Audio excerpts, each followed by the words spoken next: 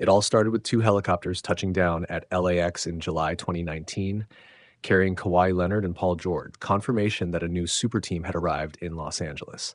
On paper, the Clippers' blueprint was irresistible. A two-headed all-star monster fresh off deep playoff runs, a veteran coach in Doc Rivers, and a deep blue-collar supporting cast led by Patrick Beverley, Montrezl Harrell, and Lou Williams.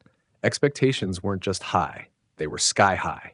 By January 2020, the Clippers sat at 31-14, second in the Western Conference. They'd beaten the Lakers on opening night and again on Christmas Day. Yet, beneath the wins, tension was brewing. Leonard, tightly managed after a championship run in Toronto, began sitting out back-to-back games.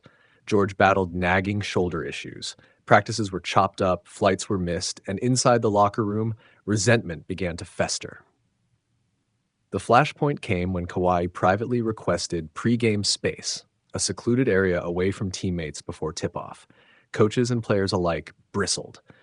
How do you ever build a strong team with that going on? One Clippers insider later admitted.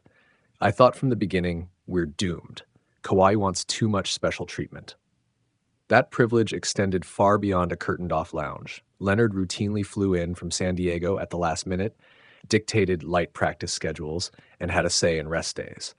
Role players who had battled through two straight postseason runs found themselves relegated to bit parts in a Hollywood production they never auditioned for.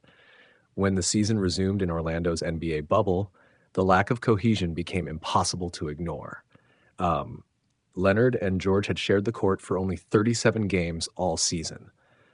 Harrell briefly stepped away for personal reasons, and Lou Williams made headlines for leaving the bubble, allegedly for a funeral and a detour to Miami.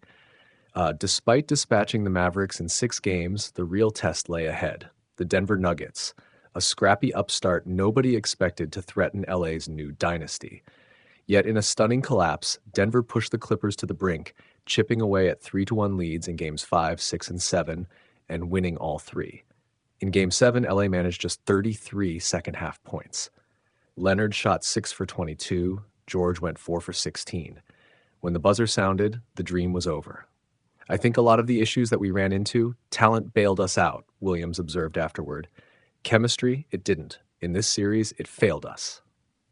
The Clippers had bet that emotion, trust, and shared sacrifice, championship culture essentials, could be bought at will. Instead, those intangibles fractured under the weight of superstar egos and special privileges. Within weeks, Rivers was out, Harrell signed with the Lakers, and LA's grand experiment was back at square one. Kawhi and Paul stayed, but the illusion of immediate greatness was gone. In giving their stars total control, the Clippers lost the very thing no amount of talent can replace, belief in a common goal. By the time they figured that out, their title shot was already on its way home.